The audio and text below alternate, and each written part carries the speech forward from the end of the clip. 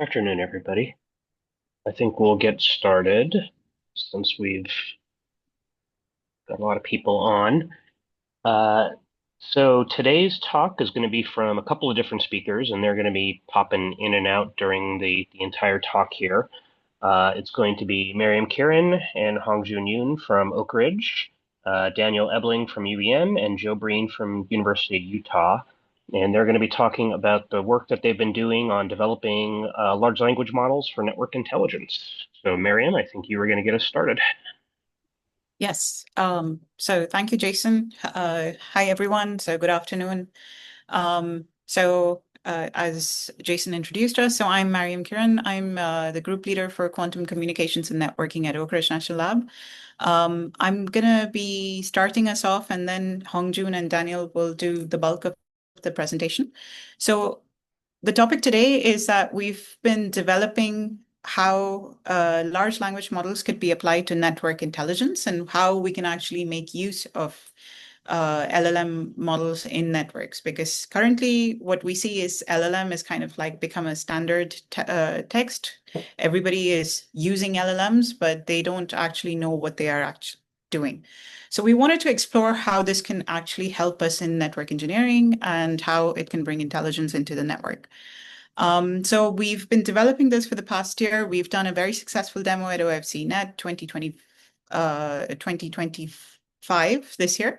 And then we also have a paper that was published at ACM Sigmetrics, and we are still continuing to develop it further. And it's going to be open source. So if you do want to help develop it and join us in this effort, you're very welcome to. So with that, next slide, please. So this is the team that has been developing this. So Hong-Jun Yoon is an AI research scientist at Oak Ridge National Lab. So you're going to hear him speak and also do a demo.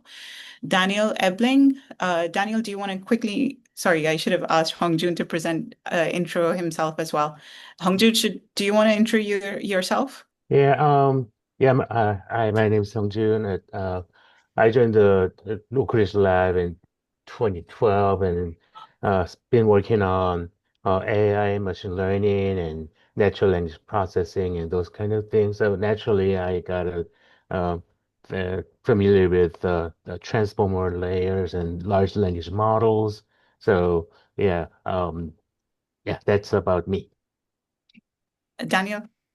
Yeah, I'm Daniel Ebling with UEN, Utah Education Network. I'm a network engineer, but I mostly focus on instrumentation and monitoring and some special projects for our network tooling. I think maybe some of the longer time members in here may have remembered me. I think I've done another lunch and learn talk, I think 2 or 3 years ago about our monitoring system. But here I am again. Great to be back.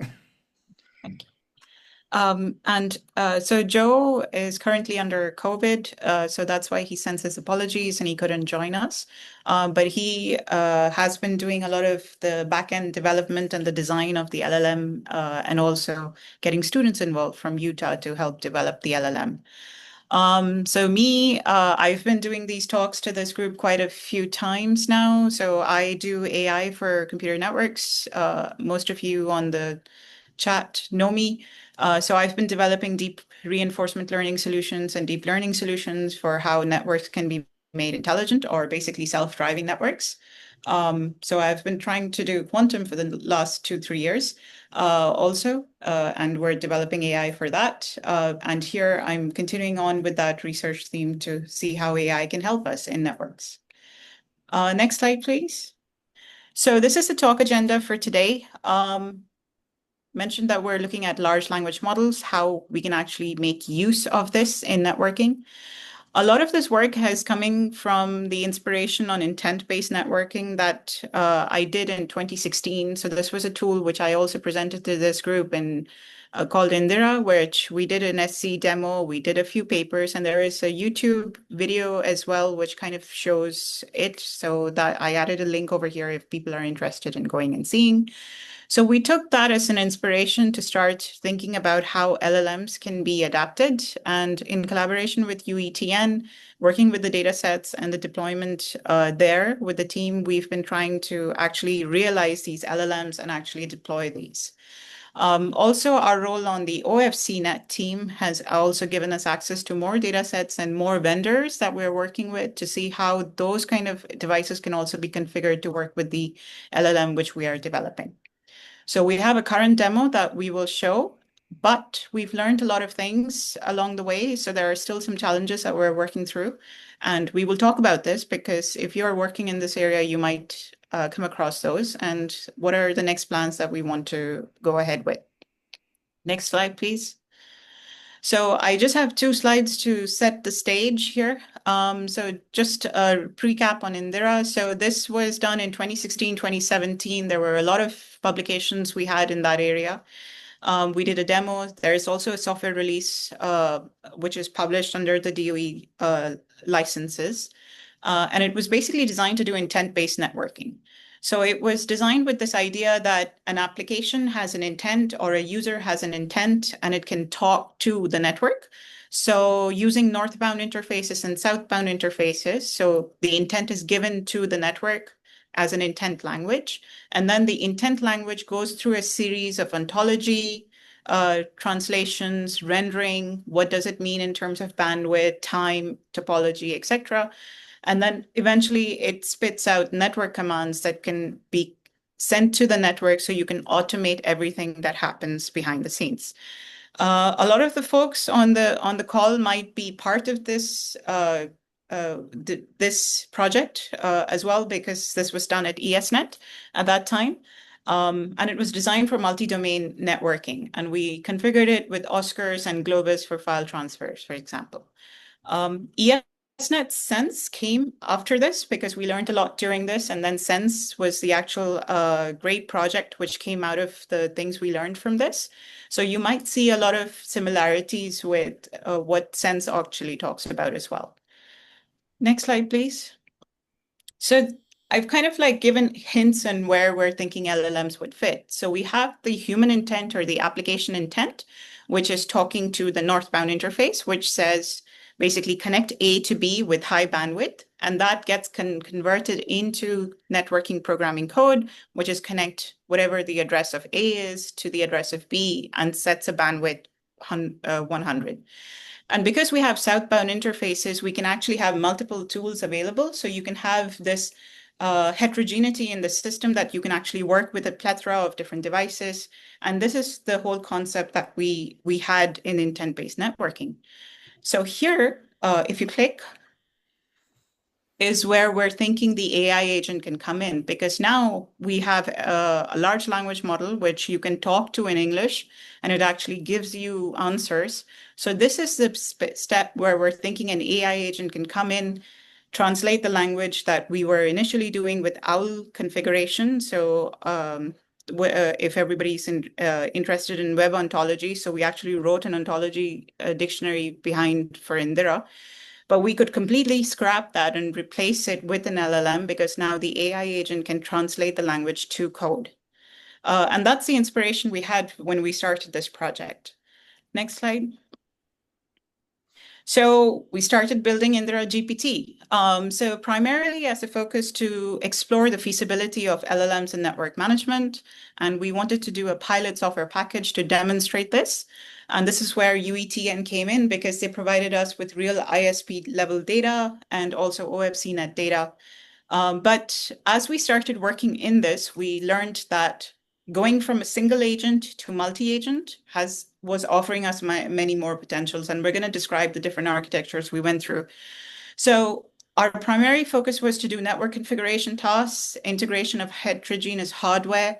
And also the interesting thing was we could now have access to multiple monitoring databases, which we do in networking. And rather than having us logging into different monitoring databases and trying to figure out where the problem is happening, now we can have agents that are deployed on these different databases, and those agents are actually going in and reading in different databases and coming back and telling us what is happening on the network. And this and much more was what we've learned that can be done with using LLMs and networks. And with this, I am going to send it off to Daniel to start presenting the bulk of it. Yeah, thank you, Mariam. And yeah, thanks for the overview. So, yeah, basically our objectives of this project, or of this research, is to see if we can make an LLM-based model or software to kind of handle this, for network monitoring, for network management operations, and for security or privacy reasons. See if we can run these as a local LLM, so something that you don't need OpenAI or Anthropic for, because in a lot of cases you've got networks with critical infrastructure in them, maybe air-gapped networks, not a lot of external access available where you can open up your network management system to OpenAI and see what happens. Kind of on that earlier thing Mary mentioned as well, for our multi-agent approach, you know that goes along with that, security and reliability. With a multi-agent approach, you can have some, become experts or do specific kinds of reasoning. But, overall, we want it to be able to process the data, read the data, process it, make some decisions, help the operator, either a network engineer, someone in network operations, potentially in the future, even end users or just users of your network, to be able to interact with an LLM and kind of figure out this information, as well as do some of that translation legwork for that management, where we're converting that intent into specific commands for for certain vendors or for certain types of your network infrastructure.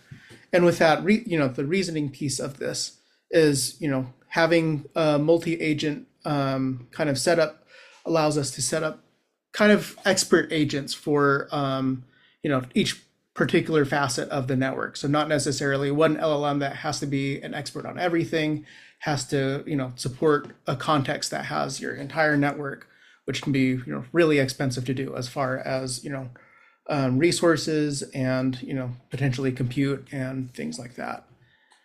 Let's see, next slide. So for kind of how our multi-agent LLM is set up, first we need to think about the kind of tasks that we have for network management, right? What does it mean to manage a network or to operate one? So we've got, there's monitoring, where, you want to watch for either hardware statuses like devices, circuits, whether they go up or down, or if there's issues with them, or things like software, where, there's routing, or if you have peering going up and down between yourself and other networks. For security, there can be security events, intrusion detection pieces, or even large events like denial of service attacks or things like that. That's something that we need to watch out for as well. For troubleshooting, that's something where if there is an issue, there's that process of actively trying to solve it, either with or without a user on the other end. And of course, for network management, design and planning, right? Doing capacity evaluations, optimizing the routes on your network, adding paths for redundancy, that kind of thing. That's, a big part of network management. One big challenge, or a challenge with all of this, is really scope and scale for everything, right?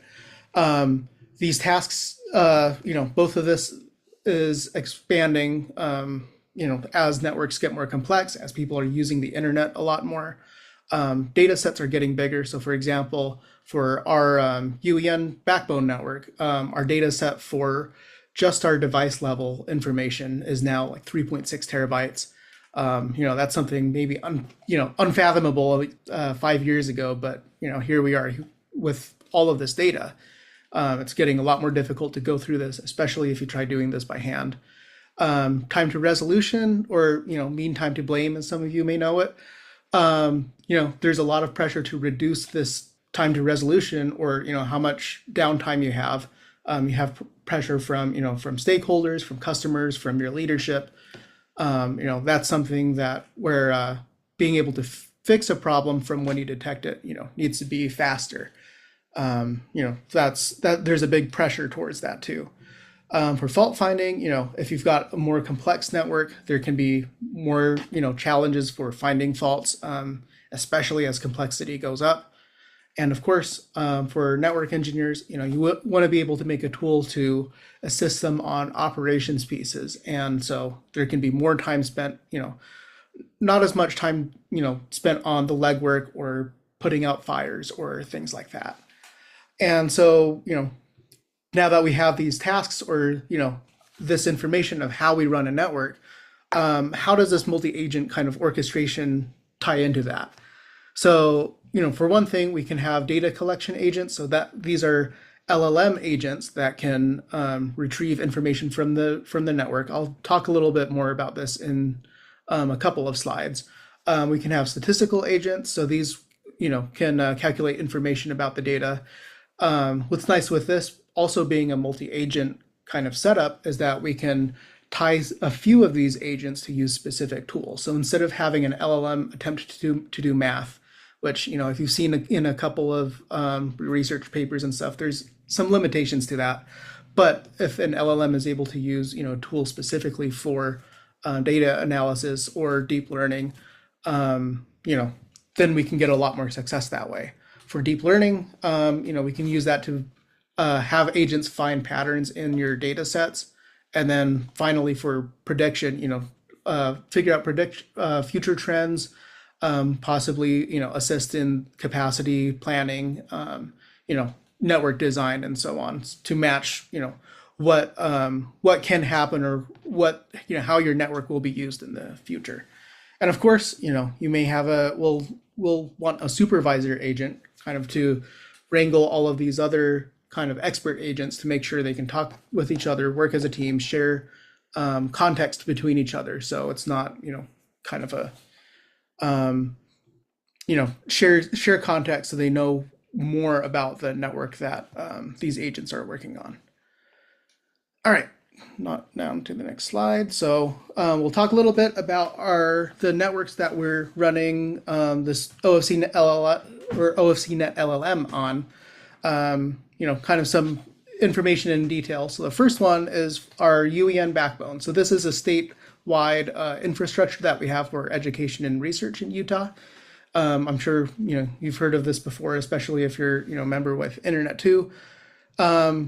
We've got 7 peers, 3 of them are tier 1s, about 2,100 sites spread across the state, and they're all connected all the way from small, like 100 meg microwave links in the more rural areas, all the way to 400 gig backbone paths. So we've got a wide range of interfaces and circuits that are connecting these together. We've got a lot of traffic that cross this network. So on this graph, this is from the first or second week of school on a Monday, where we're pulling down 200 gigs per second from the internet. Typically we hit 20 petabytes a month. So far for August, I need to double check it, but I think we were on track to hit 25 petabytes of traffic passed just for August across our backbone. And our backbone, we're mostly a Cisco shop. We're running MPLS on it. We've got segment routing mostly implemented on there. We're starting to work on some path computation pieces in it, so we can do more optimization and stuff.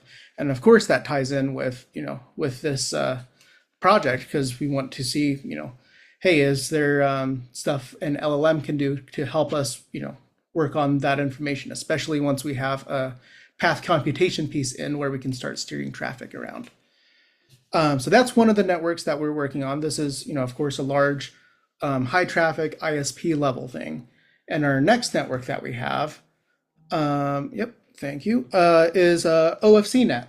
So if you don't know about OFCnet, there's a conference every year, late March, early April, the Optical Fiber Conference, usually held in California. It's a very large one. And what OFCnet is during the conference, we set up a research network on the show floor. And so there's some planning that happens, many months in advance that we do for planning. About a month or two before, we have fiber paths run, to certain POPs or certain sites outside and to the conference center. And then we just have a few days to set up this research network, and then we run it for 4 days during the conference, and then it gets torn down. It's really ephemeral, but there's a lot of traffic that gets passed on this research network for those days that we're running during the conference.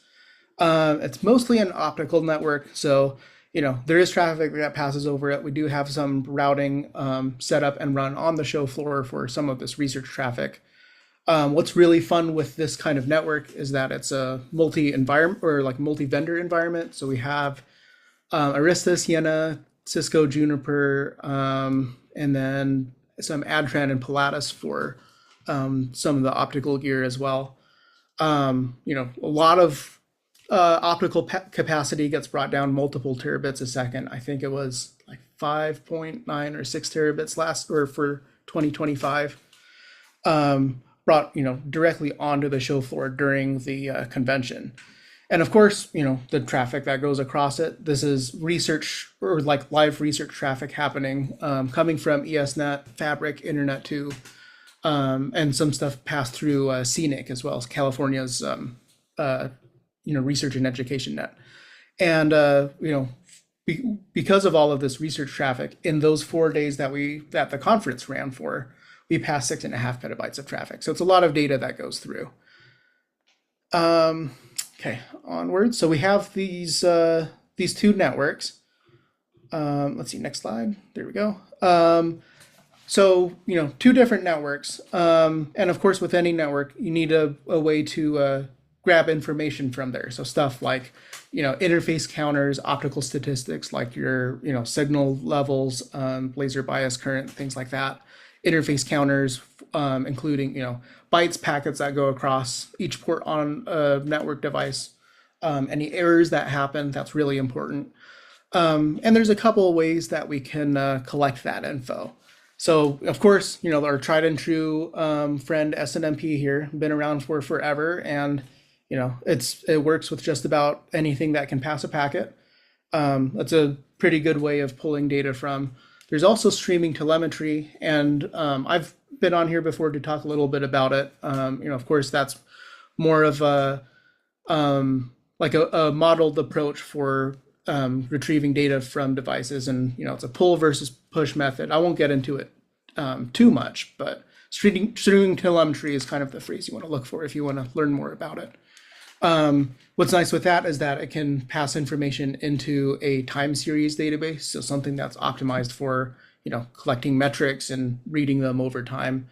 Our particular flavor for both the OFCnet and for our UEN network is InfluxDB. That's the database that we use for collecting streaming telemetry. And for streaming telemetry, there's a couple of options that we have within there.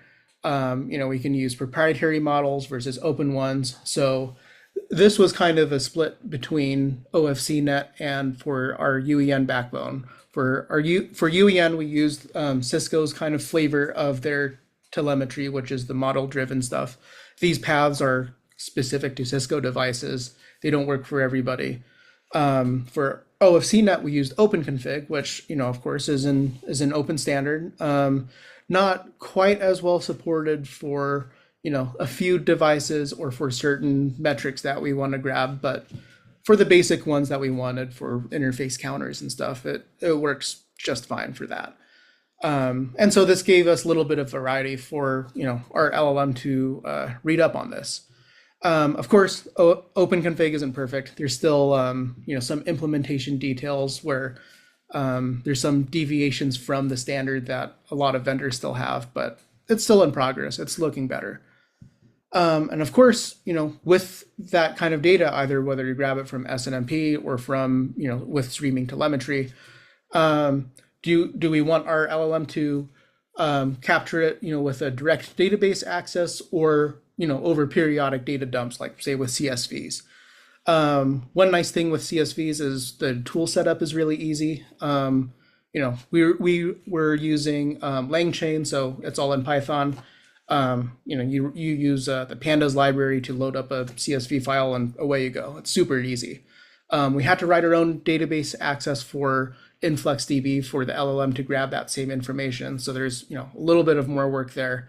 But the nice thing with that is that means it allows us real-time data retrieval. So you can go to the LLM, ask it a question about network monitoring, and it should be able to grab data that's only a few minutes old instead of an hour old or whenever your data dump CSV was generated.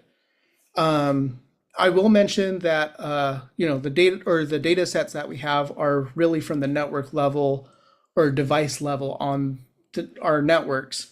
Eventually, we'll want to do some more information gathering or analysis, like logs from devices, flow data, flow spec, IPFix, whatever, for our actual traffic that passes on these devices. Things like firewall events, allows, denies, rule policy hits, that kind of thing. That's a future thing that we'll want to work on. And with that, I think I will turn it over to Hong-Jun to talk a little bit more about OFCnet LLM. Sure. Thank you.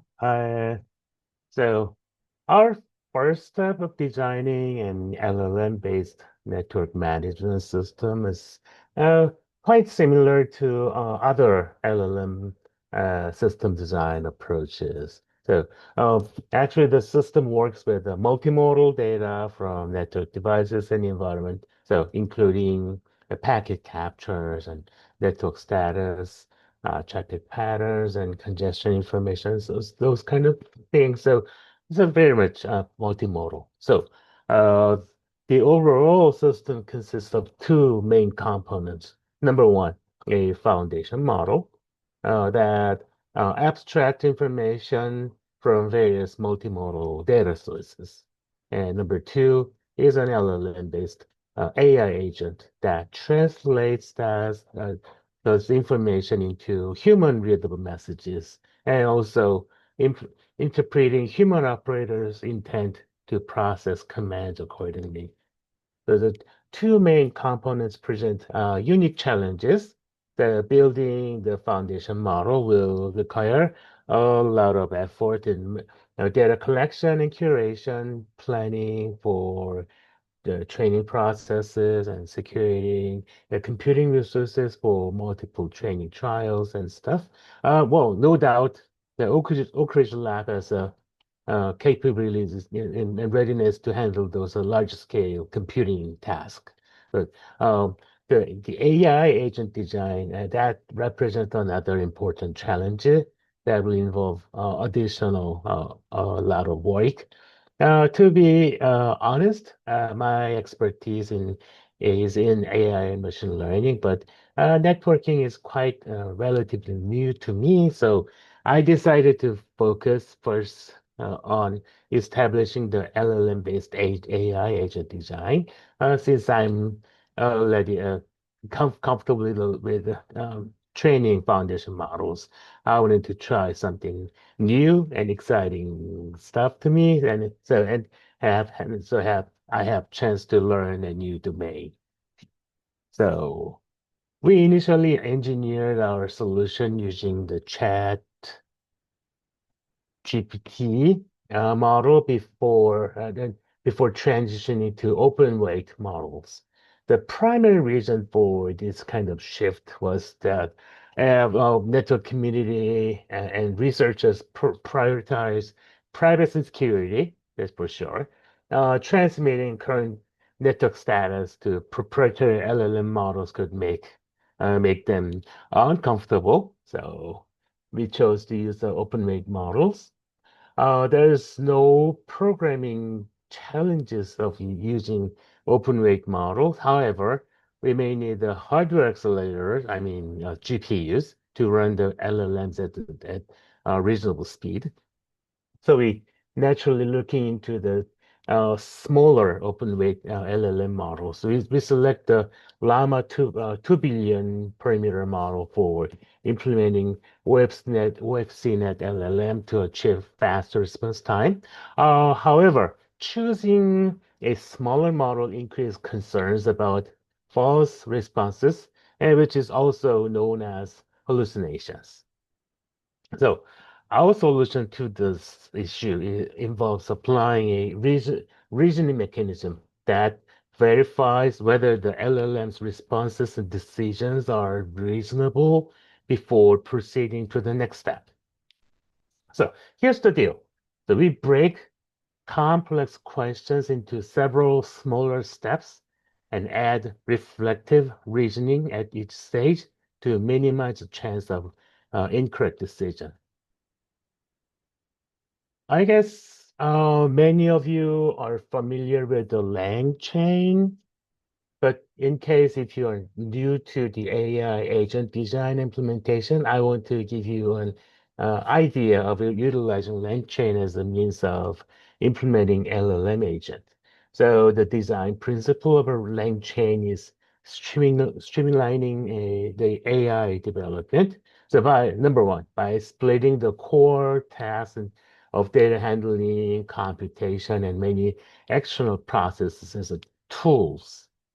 And number two, and then link those tools into the AI agent that executes so that AI agent executes the tools and collect results and make LLM inferences based on those.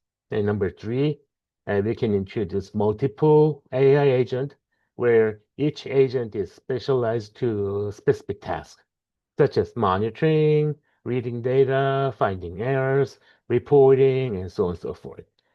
The LangChain platform helps implementing multiple AI agents and sets up a chain of processing between those and building up an AI agent system to perform desired action. So, but do we really need that lang chain? And not necessarily. We can actually develop our own AI agent design, but the with the lang chain, it'll make our business easier. That's just so the lang chain is not a must kind of thing, but it'll make easy. That'll make easy. That's just all. So our design of OFCNet LLM is really straightforward. We chose a Llama 3.2, a 2 billion parameter model for speed and resource efficiency. And we use an Llama package to operate the open-weight model and LangChain for implementing AI agent and tools. Then we develop a graphical user interfaces using PyQt5. And in the OFCNet LLM software, I wanted to present network monitoring with the cool graphics, as you can see. And also, since most users are now familiar with the ChatGPT-like interfaces, so I incorporated a similar chat window where users can read LLM responses and then you can input comments. So here's a short the screenshot of the demo video of the OFCNet LLM. As I described earlier, we've created a ChatGPT-like interface with the basic network monitoring capabilities. In this demo, the LLM agent is called once per minute and then automatically reading and analyzing the current network traffic status.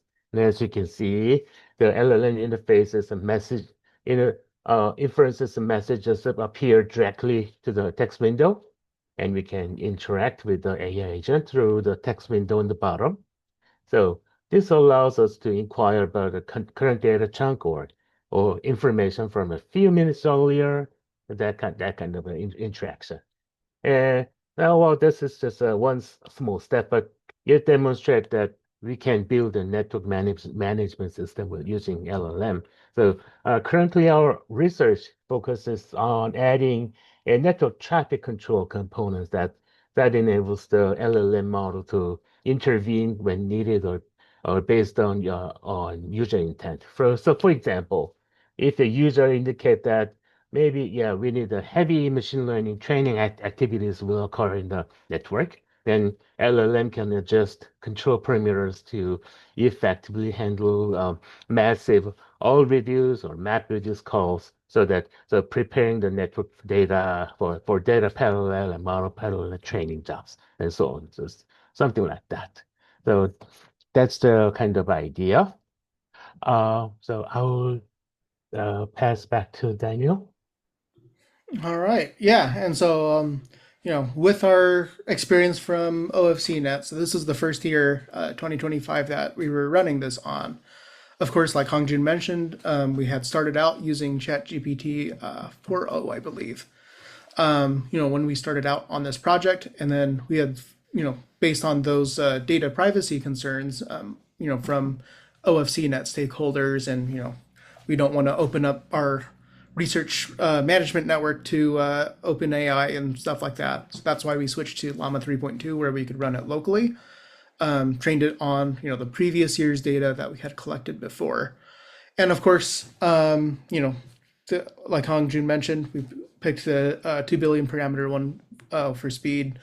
There were some, I believe, a few hallucinations when we initially switched from ChatGPT to Llama 3, and I'll mention that a little bit more in our next slide. But with this, the kind of the way we could fix this was adding a reasoning mechanism. So something where we can ask it to verify its information. Make sure the results that it came up with were valid, or that would matter, that we could validate that separately and independently from the LLM.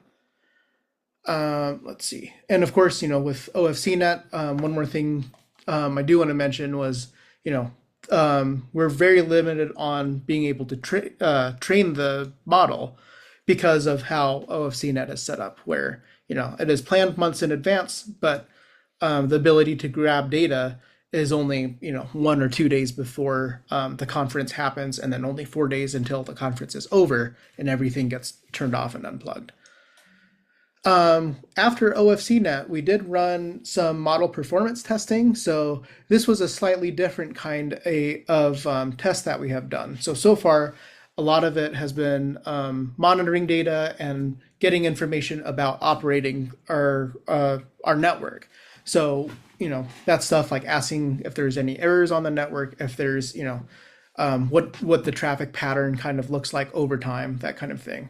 But here we tried doing a kind of a reasoning test or evaluation here, where we set up a theoretical network with a couple of links in between them, and we pretend we have perf nodes on a few of these on these regular routers, or these theoretical routers. And if there's a potential issue in perf tests between two particular perf nodes, here's where we ask the LLM, where do you think the problem is? What links could be suspect in this? And for, there's some models that worked better than others. A lot of the commercial ones performed better than the open access or open weight ones. In this particular use case, Llama 3 didn't work too well, but of course, this was more of a reasoning or a network management one.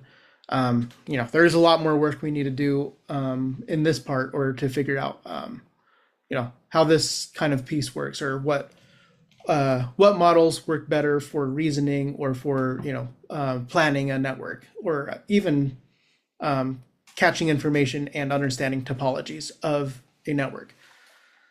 All right, next slide. So that kind of leads us into, more challenges that we have that are, we're still investigating, as well as further research we can do along these lines that we have started with so far. So one example is correlating multiple data sets. So we can already grab information, from SNMP and from streaming telemetry. We can grab information from multiple devices, but there's, an open question of whether LLMs can be helpful at correlating data between, say, like network data and environment data, something like, power outages, optical network weirdness between, how things are routed, or how, peering on your network works. things like that. Correlation to network topology, that kind of ties into the last slide where can we do more work to make sure LLMs can understand a network topology better? So, it can identify issues between particular nodes a lot more accurately, for example. For interdomain data exposure, this really kind of ties in with the science workflow. So science workflow, things like research workloads that need a ton of bandwidth, may be very time or latency sensitive. This information, we might need to start collecting information like NetFlow or IPFix data so we can get information and do some training on flow data so we can get more information about that. Of course, that's kind of another line of research that we can kind of work off of on from this as well. For output validations, we mentioned the reasoning model that we've added in. We need to do a little bit more research there to see if, and using additional LLMs or additional maybe verification agents is sufficient to catch errors or catch hallucinations. Or, does it end up having to be something where we have to handwrite or, handcrafted verification tools or algorithms to make sure the data comes out correct instead of, something that the LLM thought is there or, thinks exists when it doesn't or vice versa. And of course, tailoring LLM output at least to the user or network, operator kind of interface. If we can tailor that for certain audiences. So maybe ones like your network users that may be non-technical. Someone like a science researcher that wants to see what capacity or bandwidth is available on an ISP or a university level network, or even something where a user can ask, hey, is there a problem? Is the network down right now? And instead of waiting for reports from other users to say, yeah, I have a problem or not, the LLM being able to look at that data that it has access to say, hey, there is a problem, or no, there's nothing wrong right now. It's just you. So and also having more graphical responses, things like generating graphs or even using tools to generate graphs to show that information. Extend that a little bit more than what we have, especially what you've seen during the demo. All right, next slide. So finally, we come to our, summary, our future development kind of concepts and ideas that we have, especially for research. In summary, we've demonstrated some, our multi-agent reasoning. It is able to operate off of, live network traffic, both from an ISP level network and a short-term research network. Pattern recognition is able to find information or, collect that info on these large data sets and kind of help us out. We're still evaluating, the chain of thought problem, the reasoning diagnosis to see if it's able to, quote, think through, right, certain problems for potential issues. That's something that we're still evaluating, but that's something that, our project is working on. Of course, evaluating security versus privacy for whether we want to use, cloud-based or, OpenAI, Anthropic LLMs and those products versus using open weight or open access LLMs that you can run locally. What the implications are for that. With local ones, they're not as capable all the time necessarily, but you can also query data sets directly, especially to use real-time data that comes in instead of just working off of static data sets. For future development, we've mentioned a couple of things. So, using more data sets would always be helpful, especially from different networks. It'd be cool to see, how it's able to learn and able to operate on different kinds of networks than the two that we've used so far. Adding new metric types, so things like maybe hardware or platform or environment data, more optical data. We can do some more work with. We can also research more information, like I've mentioned before, on using flow spec data, so we can start learning on the traffic pieces instead of just what network metrics sees. enhance some of the some of the expert agents, see if we can do more pattern recognition, do more analysis where we can start doing trend prediction and that kind of thing. And also do some more research, see if there's more network monitoring systems that we can make use of. So, maybe things like certain dashboards or, like Sienna MCP for an example for, kind of a single network management service that we can pull data from. And of course, see if we can do more integration with certain kinds of research or workflows like, research data that goes across a network, some engineering tasks that we can work a little bit better with. And of course, in the near future is, doing more open source collaboration pieces. We're writing our project with the aim to open source it. I think there's some licensing hurdles that we have to cross before we can open it up, but we're making really good progress on that. And I believe that is it. Here's our contact information. Once we have that licensing piece from, I think from our institutions is what we're waiting on right now. Once that's good, we'll have a GitHub license or a GitHub link that you can reach out and see all of our work. And then, of course, you can read our paper that got released, I think, late July. So available on archive, got published for ACM Sigmetrics. And at this point, I think we're ready for questions. Is that right, Mariam and Hong-Jun? Okay, well, thank you. Thank you all for going through that. So I've unmuted, or I gave everybody the ability to unmute yourselves. So if you want to raise your hand to ask a question or just shout it out, certainly do so. I have two that are in my chat window here. So the first is from Barav.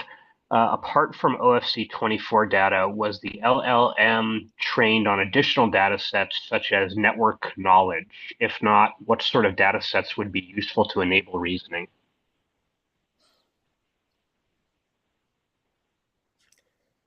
Let's see. I'll pick that one up.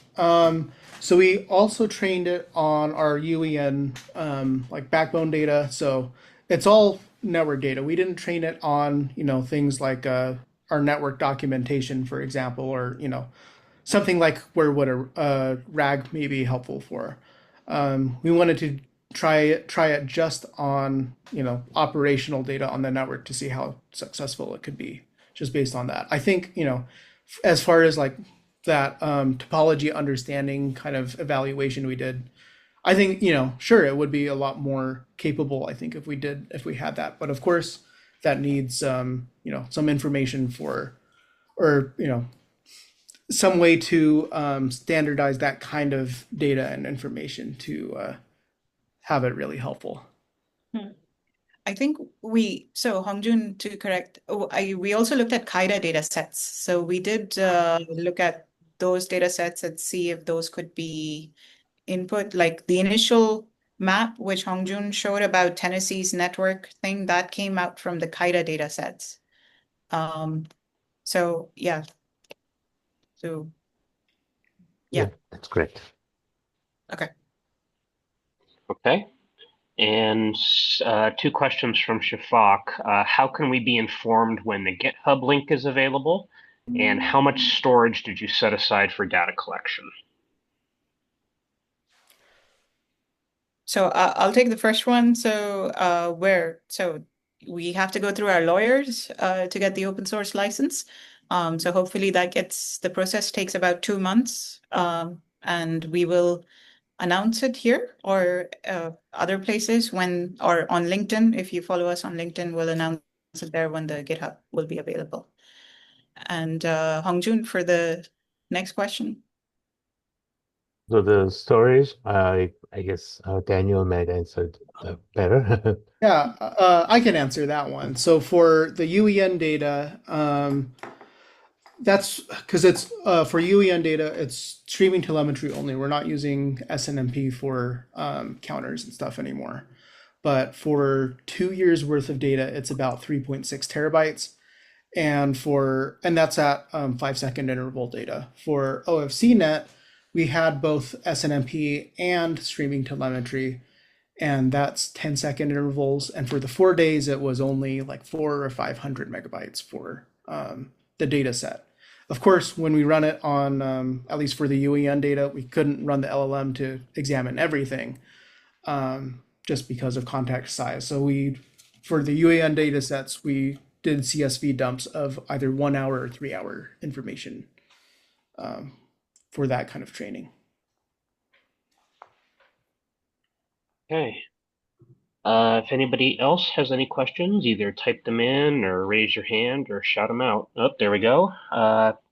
Can you give some details about the fine-tuning process? What kind of data do you feed the model? Do you train the LLMs with labeled data? So in this for the WebSnet LLM, there's uh,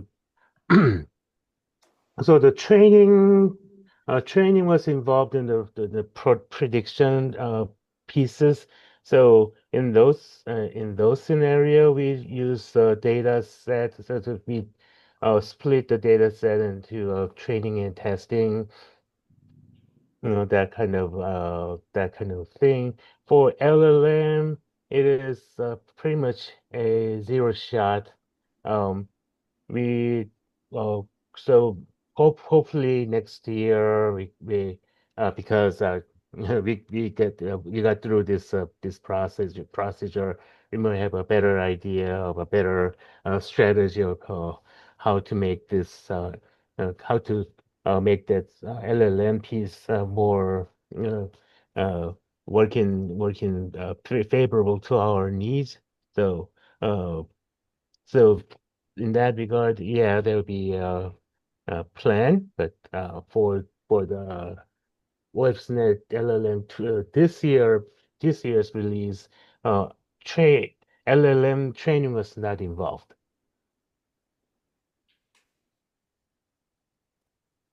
Okay. Yeah, sorry to add. So we described the different tools that were being designed. So each of those tools is a question the agent can answer.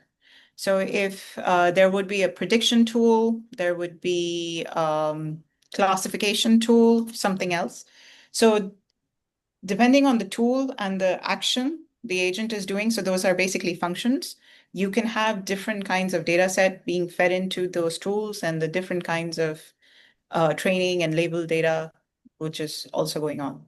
So that's why the system is pretty flexible. You can add multiple things to it.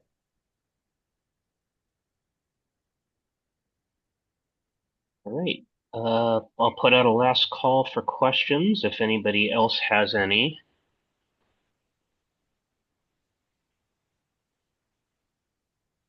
Nope. John wants to know, your paper mentioned root cause analysis. Can you give an example?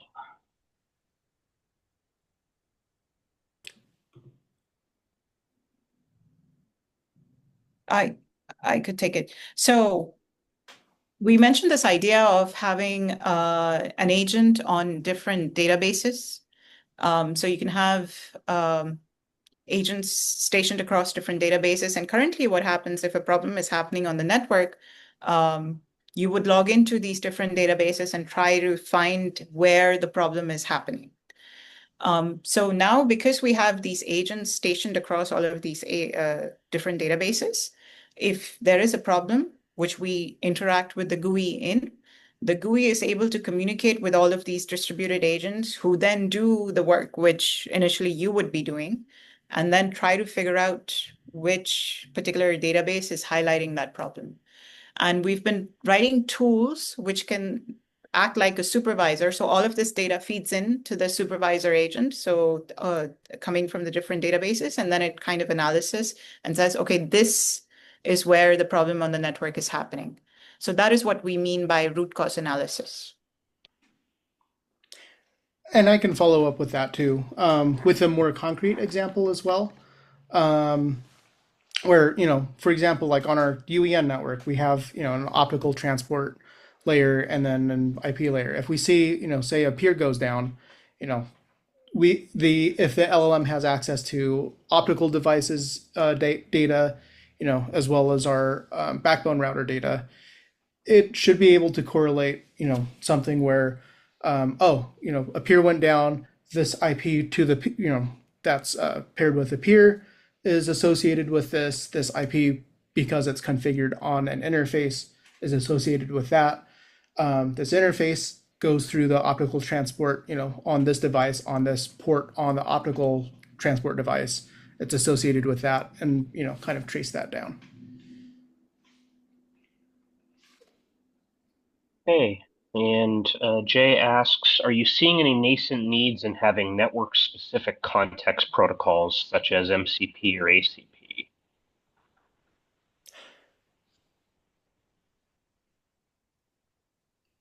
I can answer a little bit of this one. We didn't do a lot of MCP work in this group. I kind of, personally, I became aware of it, I think like 4 or 5 months into this project. So I haven't spent a lot of time on it, but I don't know about the network specific needs yet. If that may be something that we need to look at a little bit more and research on. But at least with a little bit of like the playground MCP stuff that I've kind of messed around with, doesn't seem like we need anything yet. But of course, that's a more research needed kind of area for us. All right. Well, we're at the top of the hour, so I think I will end it there. Thank you all again for going over this. Great discussion and great presentation. If one of you just wants to send me the slides, I'll make sure that they get posted. And we're going to be on a couple of a week break here. We're going to return again on the 26th with some researchers from Rutgers going over measuring round-trip response latencies on asymmetric routes. So I hope everybody has a good couple of weeks, and we'll talk to you all soon. Okay. Thank you, everyone.